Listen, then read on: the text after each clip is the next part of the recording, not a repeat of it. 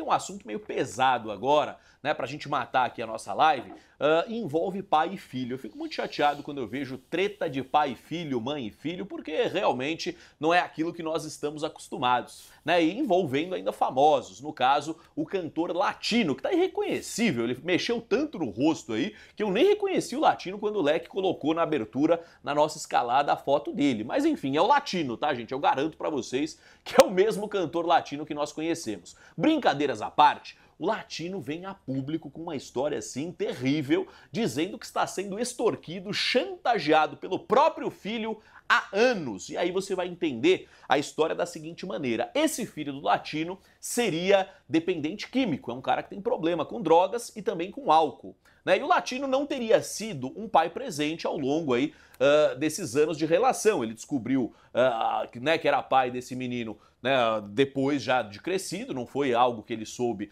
no momento em que a criança nasce, não, foi no decorrer da vida dele. E ele não teria sido um pai presente, nunca ligou em aniversário, né? Só cumpriu ali com os compromissos mandados pela justiça, não teria uma relação afetiva, né, como um pai tem que ter com o filho. Então, tendo isso na manga, esse filho estaria, perdão, estaria, né, explorando, estaria extorquindo o Latino, caso ele não fizesse as suas vontades relacionadas aí ao vício dele com álcool e com drogas. Ele, né, esse garoto estaria expondo tudo na mídia a ausência do Latino como pai. E o Latino fez um vídeo colocando às claras essa situação na sua rede social. Eu fiquei assim, é uma aberração, né? É uma aberração você pegar um filho que está explorando e extorquindo o pai, né, como não teria sido um pai presente, ó, se você não fizer isso, se você não me mandar dinheiro para aquilo, se você não fizer minha vontade aqui, nós vamos tacar tudo na internet e você vai ficar queimado na grande mídia. Que situação, né? Que situação. A gente tem um vídeo do Latino, Leque? Vamos colocar, porque aí a gente entende melhor a história. Eu dei aqui um spoiler, né, para que vocês tenham a introdução do que está acontecendo e agora vocês vão ouvir da boca do próprio Latino esse problema familiar que ele está atravessando. Infelizmente o menino aí seria dependente químico, a gente sabe, né, os males, né, os problemas que a droga e o álcool podem ocasionar numa família estruturada, né, a pessoa perde até sua identidade. Uma pena, vamos ver. Oi gente, bom, hoje eu vim aqui falar de um assunto bem sério. Eu nunca imaginei ter que estar passando por isso e principalmente ter que estar expondo uma situação dessa, ainda mais quando se trata de um filho. Eu não vou dizer o nome dele aqui para não expor o meu filho. Mas eu tenho um filho que eu descobri aos 18 anos, né? Ele não convivia comigo, eu só fui saber quando ele tinha 18 anos. Na mesma hora eu fiz DNA, trouxe ele pra perto, empreguei ele em vários lugares, pedi ajuda pra várias pessoas. Inclusive, na minha própria banda, trouxe ele pra trabalhar comigo, mas infelizmente ele não se adaptou em nenhum emprego que eu arrumei pra ele, e nem na minha banda. Não queria trabalhar. E eu achei estranho aquilo, né? Convivendo com ele, trouxe ele pra perto, causou inúmeras situações pesadas. Uma delas foi ter agredido a minha mulher, a minha atual mulher, quando ela estava com as cordas vocais operadas. Ele trouxe a Covid para dentro de casa, pesteou todo mundo com a Covid, até que eu entendi que o problema desse meu filho não era só a questão de ter ficado anos e anos longe do pai. Ele tinha um problema mais sério do que isso, que era a dependência química. E quando a gente fala de dependência química, não é só a questão do álcool e das drogas. Existe uma dependência química psicológica, do que a gente chama de pobre coitadismo, né? Que as pessoas, por algum motivo, elas preferem mergulhar na bebida, nas drogas, para, de alguma forma, se aliviar. Ou para justificar um passado, uma infância, uma adolescência que ele não teve ao lado do pai. Eu não acho certo isso, porque eu não tive pai presente, e também não tive muitas vezes a minha mãe presente, nem por isso eu me tornei um cara mau caráter. E esse meu filho, convivendo com ele, eu pude perceber esse desvio de caráter que ele tem na sua personalidade, na sua sociopatia, né? E até que eu expulsei ele de casa. Falei, ó, não dá pra conviver comigo, infelizmente, por N motivos, estava pesando, o fardo estava pesado. E não só por ele não querer trabalhar, seus 26 anos, enfim, não parava emprego nenhum. E aí que eu fui descobrir essa dependência química. Devolvi ele pra mãe biológica, né? Pra mãe, no caso a mãe adotiva, que também tentou segurar lá a situação dele, mas não conseguiu. Que ele também estava quase separando ela do marido, ela acabou expulsando ele de casa e ele foi morar na rua.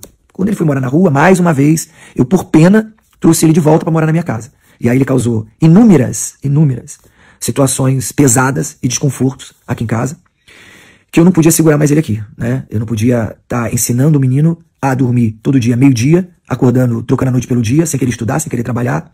E eu tava percebendo que eu não tava ensinando ele da forma certa. Ele não queria nem trabalhar, nem estudar. Tudo que ele queria era se drogar e beber. Até que eu não aguentei mais.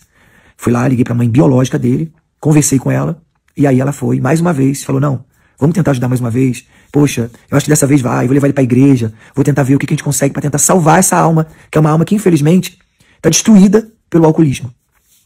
Ela pegou esse meu filho, levou pra Mato Grosso. Eu, inclusive, financiei a saída dele pra lá. A gente montou um quarto com violão, com computador, com tudo que tinha direito, pra ele tentar se transformar num homem maduro, profissional e ajuizado.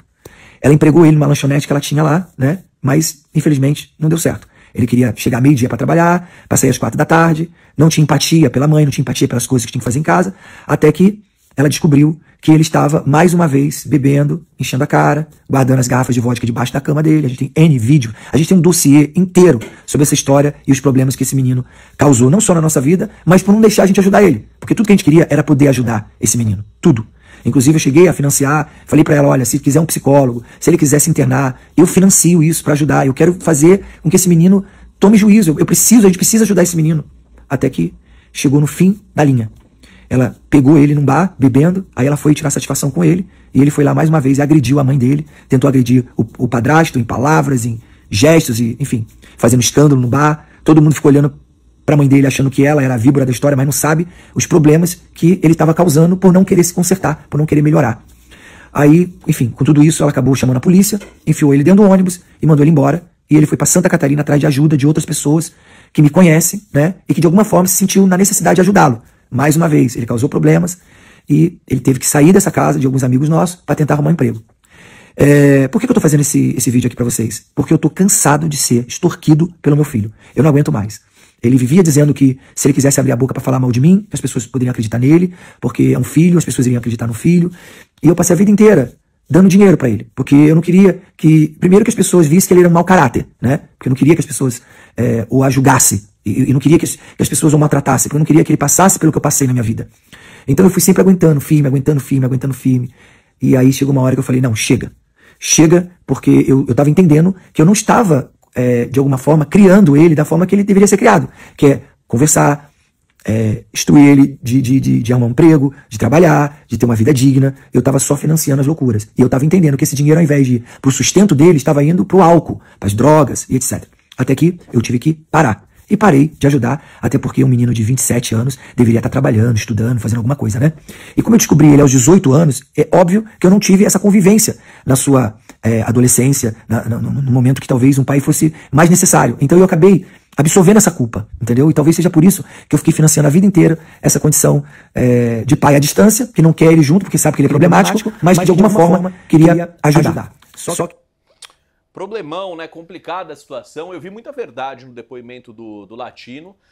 Só quem já passou, né? Ou quem conhece quem já passou, né? Alguém que esteja lutando aí contra a dependência química sabe o quanto que isso acaba respingando diretamente, indiretamente em uma série de pessoas que estão ali ao redor, né? E segundo o Latino, esse rapaz tem aí a dependência química há muitos e muitos anos e estaria pedindo dinheiro pro Latino também, não pro seu sustento, não para fazer um curso, não para tentar melhorar de vida, somente para poder continuar consumindo álcool e droga. E o Latino se sentiu aí extorquido, né, diante das ameaças que o filho teria feito, né? Porque o filho fala o seguinte: se você não bancar aqui o meu vício, a gente vai colocar na internet que você foi um pai omisso, um pai ausente, e tem até uma foto rolando aí, segundo informações, do Latino fumando maconha, que o filho colocou isso